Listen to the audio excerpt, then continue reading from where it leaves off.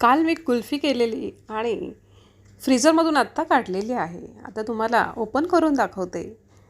किती सुंदरशी अशी मस्त कुल्फी जमलेली आहे आणि खूप छान कडकही झालेली आहे. आता त्याच्यामध्ये काडी टाकून आतपर्यंत खोचून घ्यायची आहे आणि हाताच्या दोघं तळव्यावर त्या कुल्फीच्या मोडला असं गोलगोल फिरवायचं आहे. म्हणजे आपल्या हाताची उष्णता त्याला लागेल आणि सहजच अशी कुल्फी निघायला लागते. आणि खूप सुंदर अशी दाणेदार कुल्फी झालेली आहे.